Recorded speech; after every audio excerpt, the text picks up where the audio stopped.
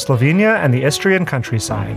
I crossed this region from the foggy fields of northeast Italy to the ancient city of Pula, over quiet gravel roads and alongside crystal-clear rivers in the Slovenian mountains, to the sunlit Adriatic Coast and along revitalized rail trails, through medieval cities, silent forests, seaside paths, and deserted border crossings, discovering a world of peace that felt almost entirely my own.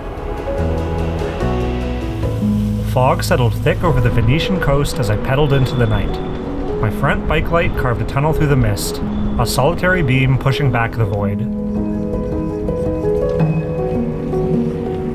It wasn't a long ride out of the city, but it felt good to make some distance into the evening, 2 ferry crossings completed, and Venice fading quietly into the distant darkness.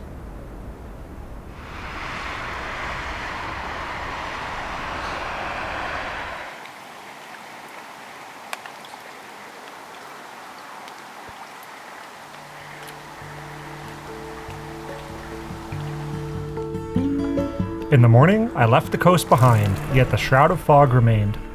An endless veil draped across the fields.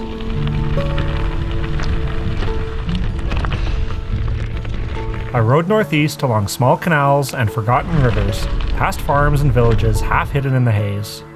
Away from the tourist destinations of Italy I'd left behind, the world felt muted and lonely.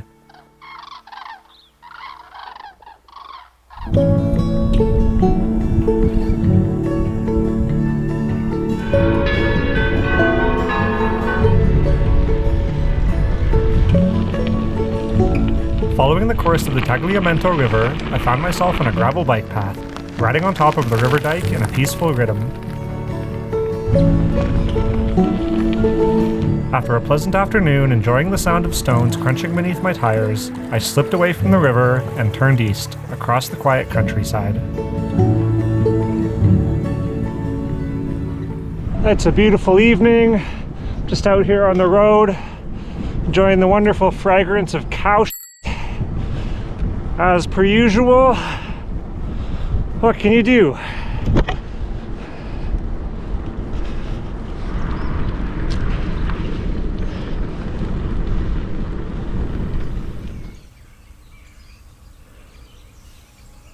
In the stillness of the next morning, no surprise, the fog persisted, a seemingly inescapable companion blanketing the fields. I set my sights to the east, for distant mountains hidden in the haze, and pedaled on.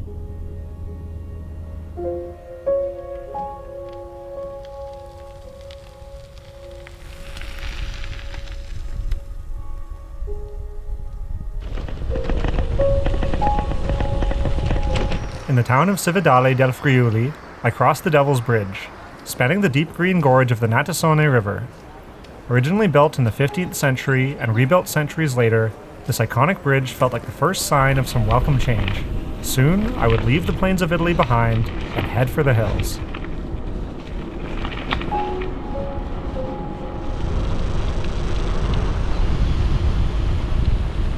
One of the best parts of Italy, there are these free outdoor fountains everywhere.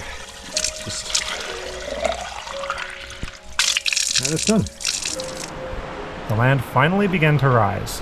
The air grew clearer as hills began to tower up alongside me.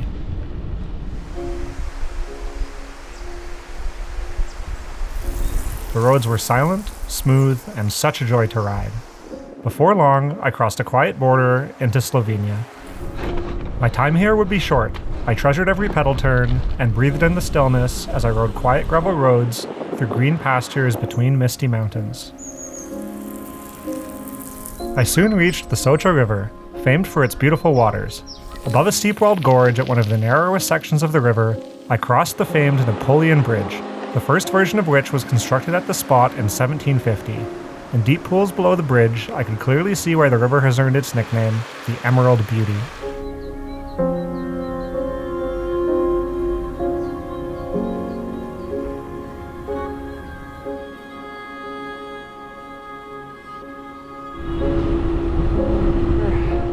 Got the Soca River on my right. Look at this. As I followed the river's winding course downstream, I was constantly drawn in by the stillness and beauty of the water and the quiet power of the valley. There was definitely a magic present here, and at every turn, I felt the splendor of the Soca.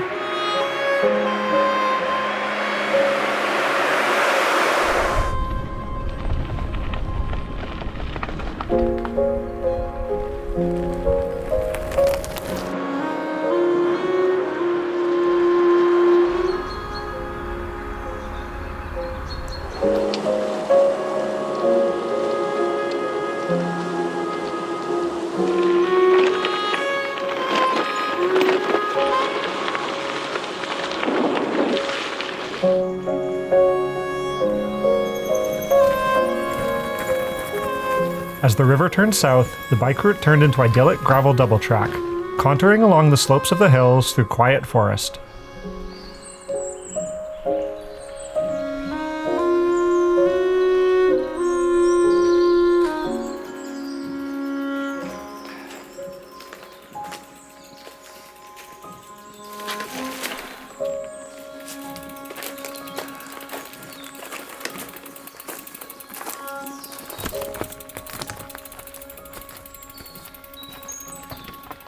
Some brief sections of pushing through a small canyon were rewarded with a final long descent back on pavement, and into the town of Canal, where the river whispered peacefully below, and bell chimes rang out as the town drifted to sleep.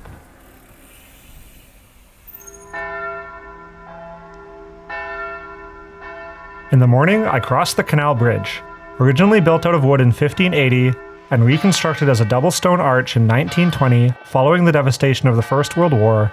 This bridge serves as a symbol of endurance in this quiet valley. It's a beautiful morning in the Slovenian countryside. Bike path! Whoa! Oh, wow! Not long after leaving town, the route transformed into a perfect paved pathway, weaving first through forest and then dropping down along the shores of the Soca River once more.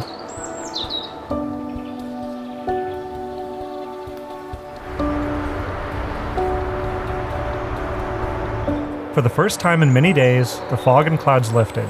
Blue skies shone brilliantly above me as sunlight dappled through the trees. I rode peacefully, listening to birdsong and the gentle rush of water, contemplating life and enjoying the beauty and serenity of this incredible ride. As my brief time along the Soca came to an end, I passed the Solcan Bridge, the longest stone arch railway bridge in the world, rising magnificently above the emerald waters of the river.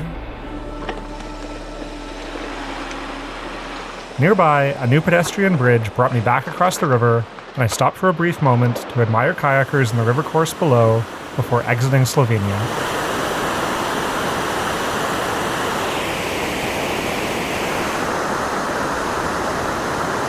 So, I'm about to make a right turn here. Can't tell, but there's Italy again. Hello, Italy.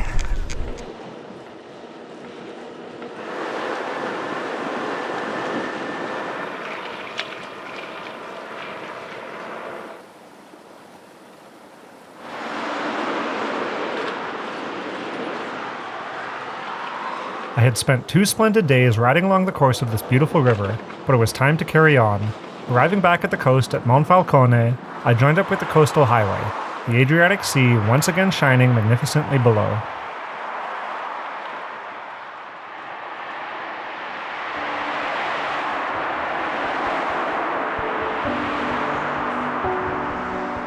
Golden light spilled across the cliffs as I entered a tunnel carved directly through a spur of rock.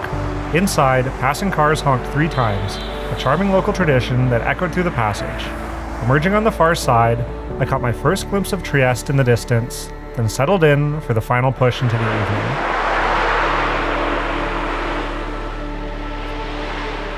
Another 10 kilometers on increasingly busy highway brought me to the edge of Trieste. Joining a peaceful promenade along the shore, I watched the sun set over the Adriatic, then cycled the final few kilometers into the city center to spend the night.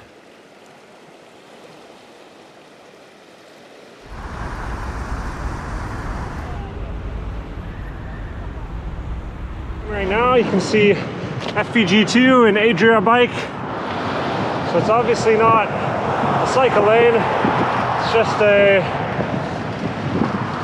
marked connector to connect to the cycle path on a busy road. Well, in this region, it seems I couldn't go a day without crossing a country border. Leaving Trieste behind, I entered Slovenia once again. Wow, look at this, beautiful. Cycling along peaceful path through forests and vineyards. I had now begun the Parenzana Trail, a 123-kilometer route following the course of an old railway that wound through the Istrian peninsula.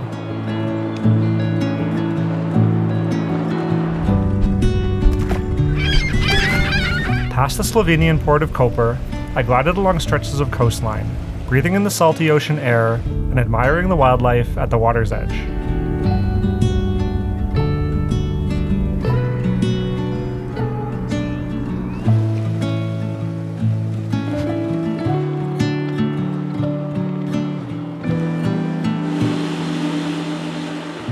The trail continued to lead me through tunnels, forests, farmland, and charming seaside towns as the evening light began to soften and fade to dusk.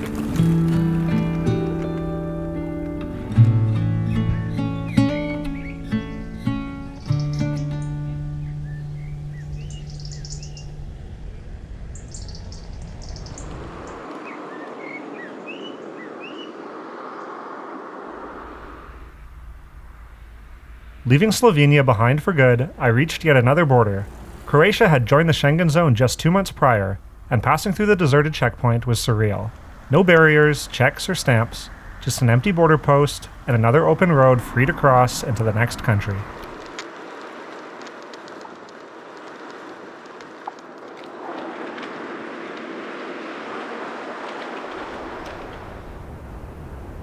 I found a quiet spot to spend the night overlooking the Soca salt works, a patchwork landscape of salt evaporation pools that have been producing salt since the medieval times. Under a night sky hidden by clouds, I enjoyed a peaceful rest with these last glimpses of Slovenia.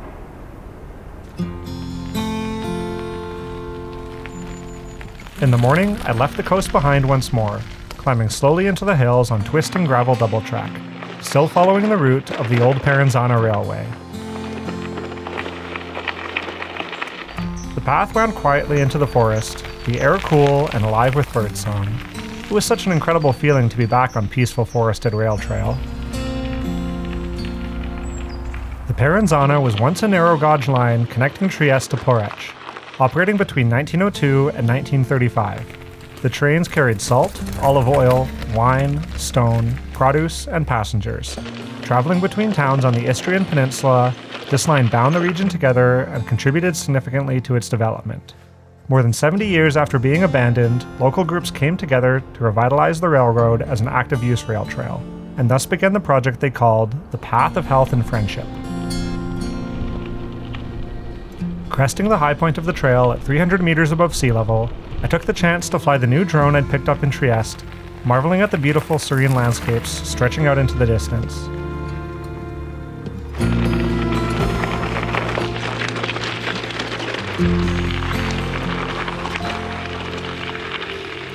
I descended slowly back down to cross the Mirna River. Though it looked like little more than a stream, this is Istria's longest and most fertile river, feeding the rich agriculture of the villages dotting this valley. As I began the climb back up into the hills, the town of Motovun rose above me, perched high on a hilltop, its medieval walls circling the summit like a crown.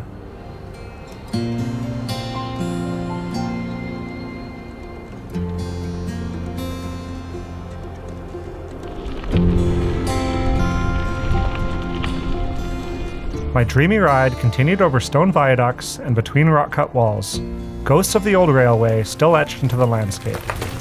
These rail trails always bring me such joy and feel like a glimpse of a better world, where unused industrial corridors are reborn for quiet travel and simple joy.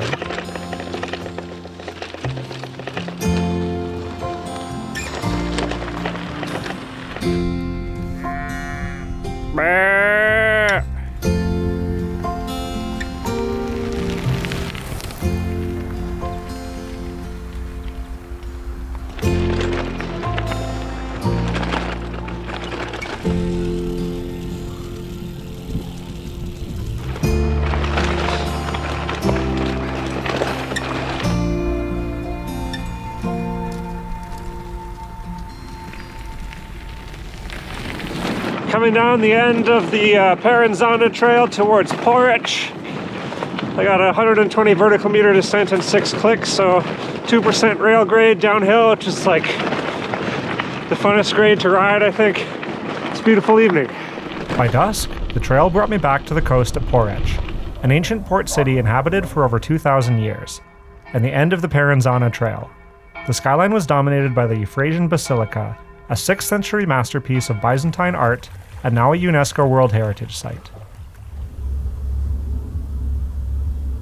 That evening, I wandered along the rocky shore to do some tide pooling, one of my favorite simple pleasures of observing the lives of creatures inhabiting the intertidal zone along the coasts.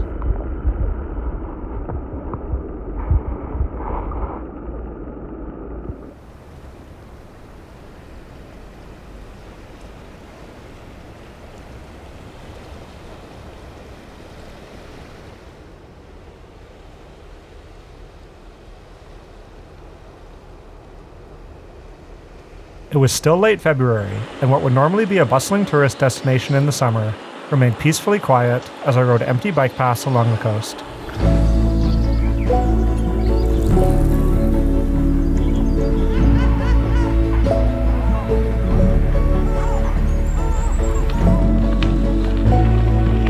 Although I had left the Parenzana behind, I still found some moments of solitude in the forest, along quiet gravel as I traveled up the Lim Bay.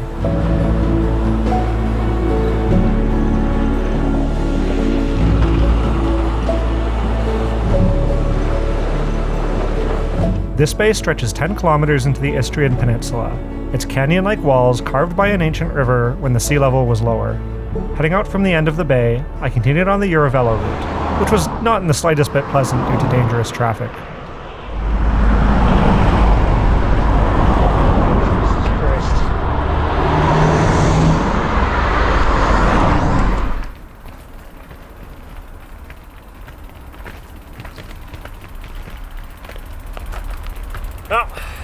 There's a winding cliffside road behind me that the Eurovelo route takes, but there's no shoulder and the cars are passing with just a couple centimeters to spare, so much better to push up this gravel rough road.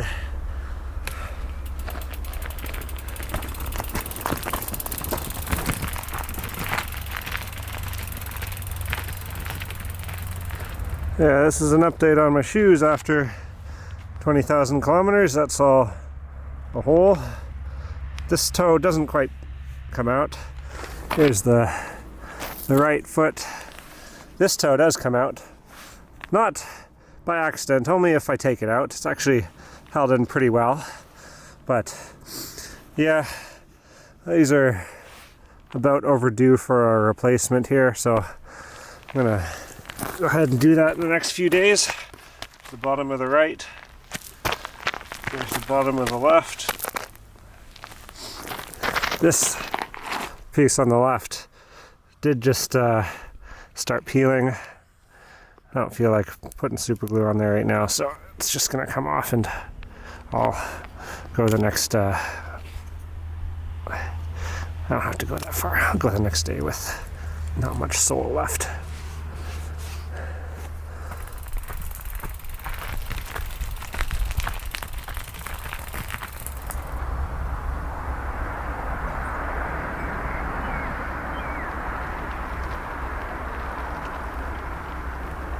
My original plan had been to cut to the city of Rijeka and continue riding along the coast. However, two big factors were against me. The time on my Schengen visa was quickly running out, and the forecast for the coming days was for extreme bura winds to blow. These dry northeasterly winds blow down from the mountains to the Adriatic and can often gust at hurricane force. I wouldn't have been able to safely ride along the coast, and waiting it out to ride would have meant risking running out of visa time. And so, I made the call to catch a fast ferry from Pula and skip a section of the Croatian coast and head straight to Zadar to wait out the storm. I arrived at twilight in Pula, finding myself looking up in awe at the towering Pula Arena. Constructed in the 1st century, this Roman amphitheater is one of the best preserved in the world, and still plays host to cultural events 2,000 years into its life.